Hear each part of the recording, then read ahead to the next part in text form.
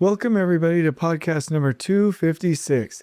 Are you implementing like you should on mega projects? This is part 2. Stay with us. This is the Elevate Construction Podcast, delivering remarkable content for workers, leaders, and companies in construction wanting to take their next step.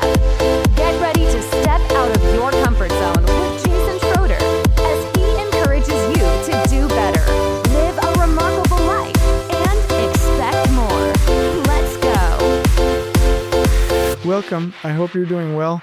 We've had some pretty good podcasts lately, haven't we? Things are jamming. I am excited for those of you who are finishing that Takt book and getting through it.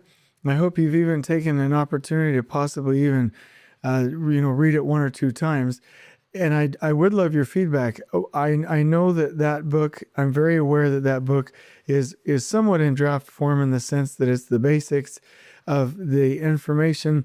I'm going to get more feedback. I'll expand the fable. I will add more details. I will expand the written book as well. Please, please, please, we rely on feedback. Please give that to me by email or any other way. But I hope you're doing well. Tonight, we're going to finish the Mega Project Implementation podcast. I already covered half of it, and I hope that was really helpful for you. My message is that everything is fractal. That means that smaller patterns will repeat in a larger scale, meaning that what you see at medium-sized or lower scale teams or projects can be scaled and pieced into segments and expanded and implemented and scaled through larger projects. Everything is fractal. So before we go into the rest of the podcast, I want to say that Elevate Construction owns Lean Takt, Lean Superintendent, and Lean Field Engineer. Those are companies that have just been started up. Web pages are coming up for those as we go. They will have YouTube videos and resources and a number of different things that can help people in those realms.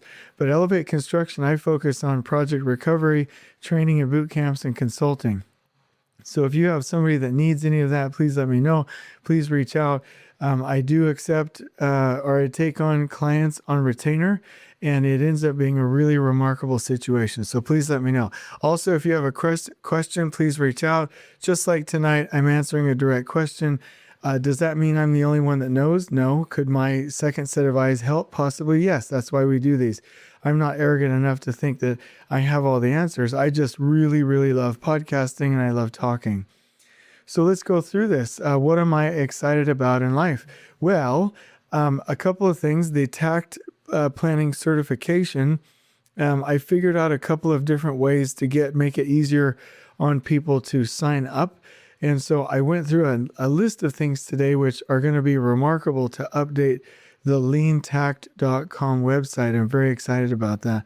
And just seeing where that will go. It's pretty neat. I think I've got 2 boot camps scheduled for that second week of May.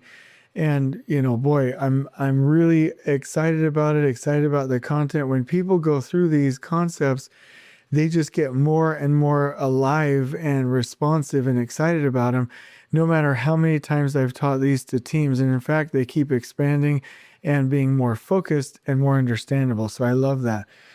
As we go into this podcast, I've got one more thing. I want to talk about some feedback from our peeps. Here it is. I enjoyed elevating construction superintendents. My lean background is in a manufacturing environment. I felt that the respect for people was missing from the current manufacturing leaders' implementation methods. Your book puts people first. Wow, that's a big win. Anyway, he goes on to say, it's exactly how I envision a lean culture change. I'm currently exploring roles in construction leadership and look forward to utilizing your book as a resource. I love that. So here's some conflict. You can scale excellence on any size project. So before, we had talked about the concept of scaling from like 250 million to like a $1+ billion mega project and how to do this, knowing that there are 50 to 70 people on those huge mega project teams. And again, I want to say it's fractal. So the problems that I had covered last time was, that it's hard sometimes, it's difficult to scale the culture. And my answer was that leaders have to make sure that they are focusing on training and cultural creation, and they split that mega project into separate projects and hold the leaders responsible for not only what they've been trained to do, but also the cultural creation and the scaling of the culture of the company throughout those projects and the success of those projects. And so I had described what I would do. And I don't know if I ever got a chance on the last podcast to talk about this, but if we had a huge, trailer compound, I would have like an executive team area where we were located, where people on other projects, we could come and go into breakout rooms and really keep track of the entire mega project together, but actually see the metrics for how those individual projects were going. And I imagine being able to stay there, quite a bit of time, obviously being out on the projects and doing walks and doing things in the field, but being able to meet with those leads and having runners. So one of the key things that I love, if I was a senior superintendent on a mega project, I would literally have some runners or some data collectors that would not physical machines, but human beings, just like they did on the Empire State Building, where the lead superintendent had runners, runners, to go out and get data, find out the status of things, and bring back intel so that the entire project could be led within their own projects, but also intel back to the central executive leadership team. And so I answered that question. Lean again is a function of training and of implementation. And so again, that executive team needs to not be doing a lot of dictating and being in the weeds and solving problems, but teaching, guiding, leading, influencing, and making sure that lean is scaled and implemented, especially Takt planning and especially production control with Last Planner and Scrum with project teams, that each of those, 10, 13, 9, 8, $100 million, $150 million projects are successfully being implemented with lean. Same thing with short-term scheduling. There's nothing more important than the training of the other people. If I was a senior superintendent on $1 billion project, I could either attempt to do everything myself and really get into a lot of trouble with a bunch of workers, right? A leader with a bunch of helpers is, I think, what Jim Collins calls it. Or I could teach, enable, coach, and mentor 10 key project leaders that would be able to implement short-term scheduling themselves.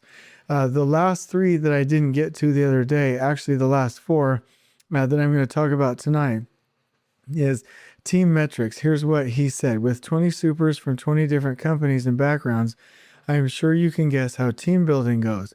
Eventually, we did the Myers-Briggs, brought the team specialists in and a variety of others, but still there are silos, cross-contamination, and other issues. I tried team building events, but, not everyone attends. Of course, last year was challenging with COVID.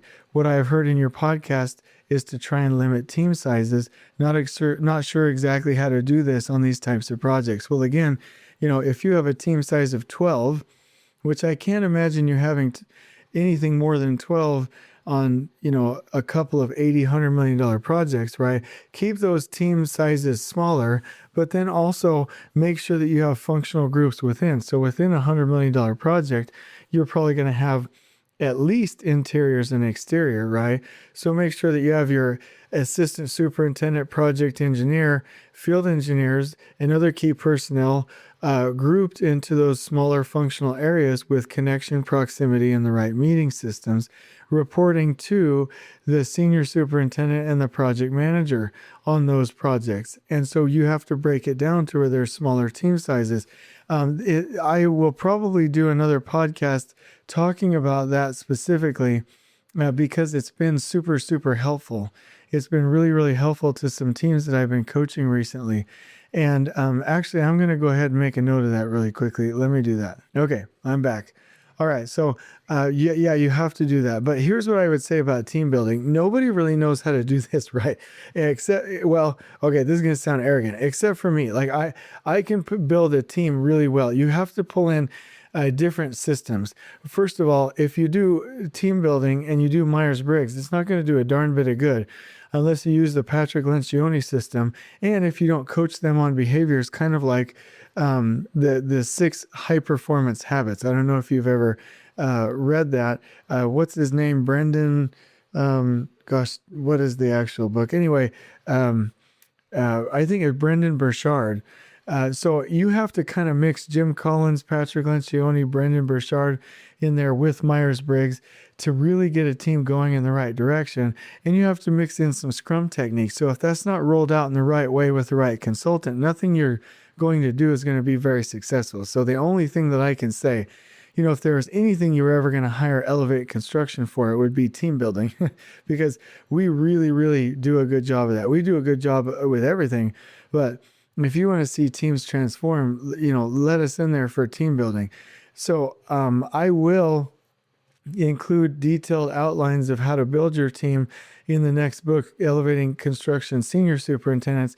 In the meantime, all I can say in this podcast is that you have to have a multiplier leader, the 5 behaviors that Patrick Lencioni talks about in the 5 dysfunctions of a team, and a strenuous performance goal, and then to follow certain key team behaviors and rules about structure in order to make that work well and improve the communication. So those silos happen. Well, let me just answer some specifics here. So eventually we did the Myers-Briggs. The Myers-Briggs doesn't work unless you actually have intelligent and intentional conversations and then coach people and have each member of the team coach each other based on the results. Team building specialists, if they came in like seagulls and flew away, not going to do very much good. Silos happen because there's not a strenuous performance goal and the team is not leaning in according to the right team behaviors. In fact, I might just do a podcast. In fact, I'll do a podcast, I think, tomorrow and publish it on Monday about team behaviors. In fact, I'll do that. That's my promise. So there will be a follow-up to this. Cross-contamination and other issues. We don't have the right team sizes and team communication scaling systems and meeting systems in place if you're having issues with the communication amongst your team. Team building events are never going to get it done by themselves. Proximity will with the right team behaviors, but when people come in and say, hey, here's Myers-Briggs and here's a team building event, that just proves they don't know what they're doing. COVID-19 can make it more difficult because it's harder with proximity, but we now can get past that. I would absolutely recommend limiting team sizes. I've already talked about that. And I get that all teams have problems that they need to overcome. But if I could give you the recommendation, you have to have the right leader. You need to implement those 4, read, reflect, and implement on those 4 Patrick Lencioni books. The Motive, the 5 Dysfunctions of a Team, Death by Meeting, and The Advantage, and then implement certain teaming principles. And I can help you with that. Either give me a call or wait for the podcast on Monday. So there's 3 more questions that they had. Job site morale for trade partners. So he said we have nice break tents, restrooms, and hand wash stations and other things that are serviced daily, gravel walkways. It's pretty much a Disneyland experience.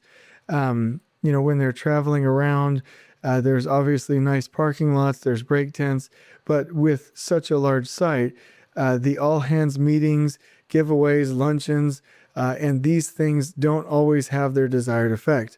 And so what he says is, I know you're preaching respect the individual, which I believe in and have always tried to do as well. But at times I feel the more we give, the more they want and still continue to complain about everything.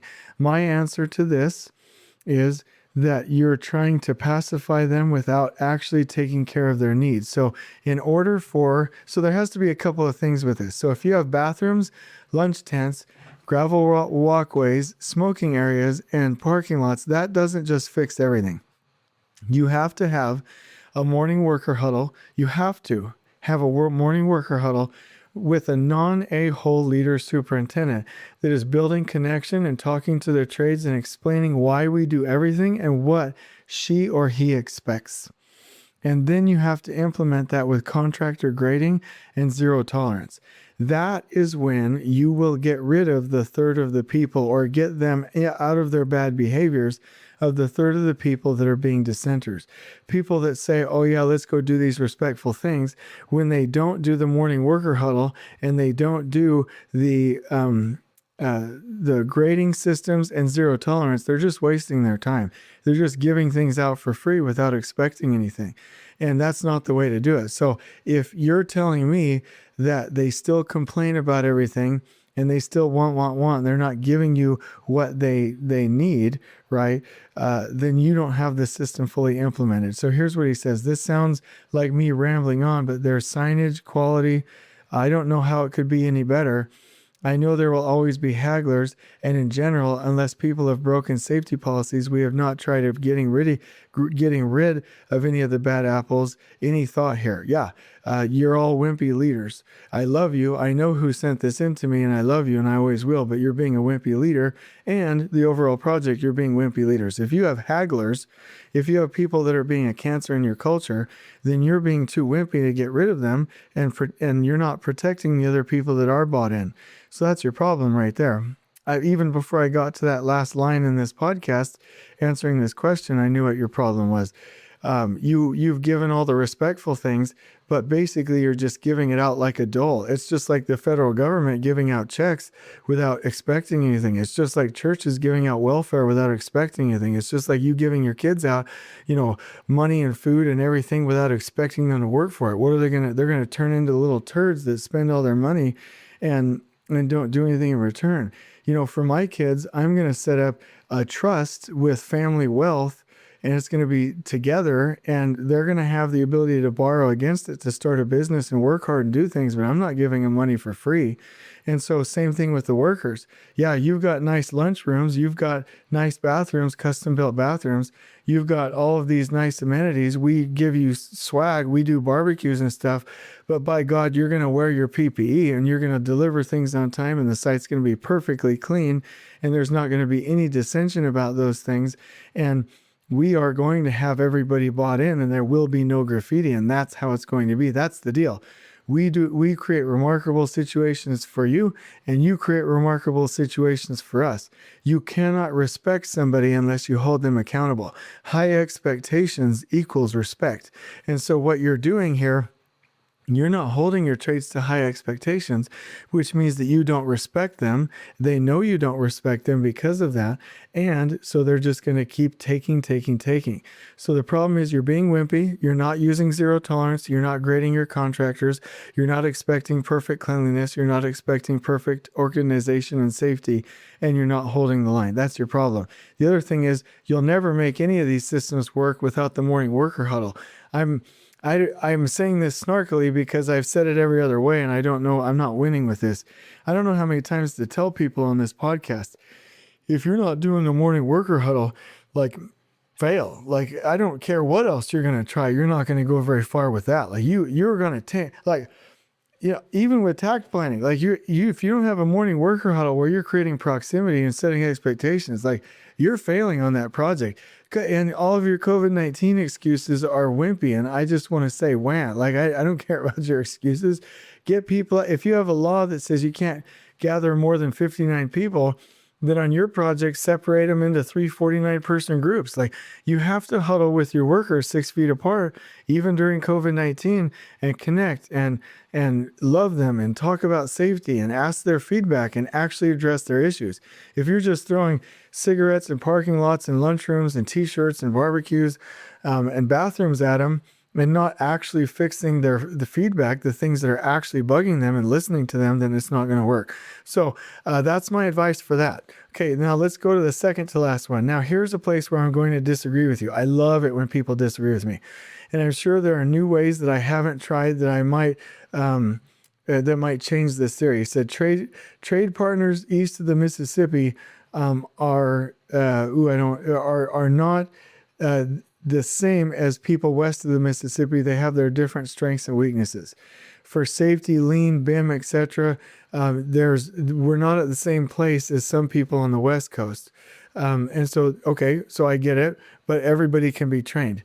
He says, I know it's a blank statement to say that, but in general, there are a few trade partners that just aren't getting it and don't have the same capabilities for lean. And I would say, again, it comes down to training and spending time with them. I really doubt that you can't turn that around and at least make a difference. but I get what you're saying. So it's just a little bit harder. You just need to stay with it. So if you have trade partners that you need to train, that means you're going to have more time and be more organized on a personal level. That means you're going to have to spend more time with them and be more intentional about your team balance and coverage systems. That means you're going to have to be better at your game. You're going to have Takt plans and not have to manage the schedule in the last planner system and bog yourself down. You're going to have to go out there and train those trade partners. So here we go to the last comment. No composite cleanup ? With a site this big and inherent dust and mud into walkways, hallways, roads, alongside roads on the project and neighborhood, job site in general. I've heard people preach it before, but that's a tough sell for me.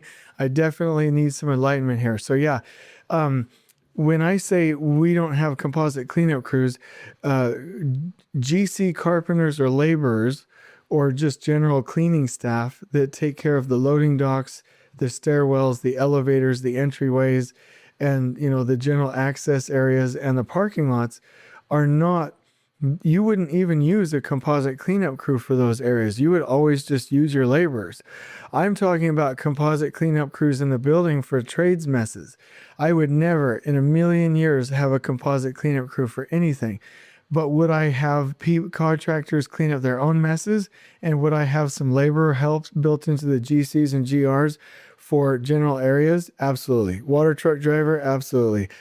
Site logistics foreman or labor foreman to take care of general areas? Absolutely. Take care of the parking lot? Absolutely. Sweep even the trailers, bathrooms, do some cleaning, right? Take care of the loading dock, the hoist, the stairwells. Yes, absolutely. So those are done by laborers. Those wouldn't be done by composite cleanup crews.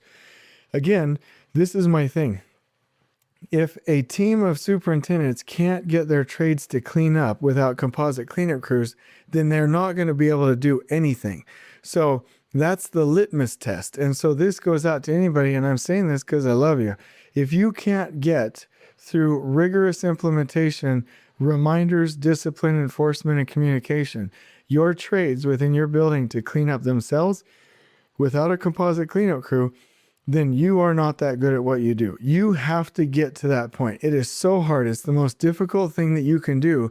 But if you can't do that, you can't do anything else you're going to need to do. You can't hold the line with the schedule. You can't put people in task force. You can't run the job in a remarkable way. So I challenge you, if you want to get a group of supers to perform, make them do that. Make them hold the trades accountable for a beautifully clean job site without composite cleanup crews. But again, the general areas where it's just dust, it's just tracking in mud and stuff like that, that's not the trade's job to pick up. That was the general's job to pick up. We picked that up with laborers. So that should end the answering the direct questions for the mega project questions that I was getting. But the bottom line is everything is fractal. You can do the same things on larger projects as you can with smaller projects. It just means that we have to be more intelligent and intentional about how we break those projects up and scale communication. And so if you need help with this, please let me know. I will do a podcast next week on what can a project superintendent or an area or assistant superintendent or area superintendent do within their areas for lean and operational excellence if the project superintendent just doesn't get it. I will do a podcast about that, so wait for that. But the bottom line is, if you have one of the $100 million segments of this billion-dollar project, there's no reason your segment of that project can't be remarkable and people come see it and get jealous and want to replicate it. So, make your project heaven on earth. Make sure that you're controlling the narrative. Make sure that you are the one that decides what that environment is. Because again, trades expect you to hold the line. If you have an A-player electrician, she or he wants you to have all the other trade partners rise them up to be A players as well. Otherwise, you're lowering everybody's finances and performance down to the lowest common denominator. So we have to have control of our projects with the integrated team. On we go. Please join us next time in elevating the entire construction experience for workers, leaders, and companies coast to coast. If you're enjoying the show, please feel free to share with your construction colleagues and help us spread the word by rating, subscribing,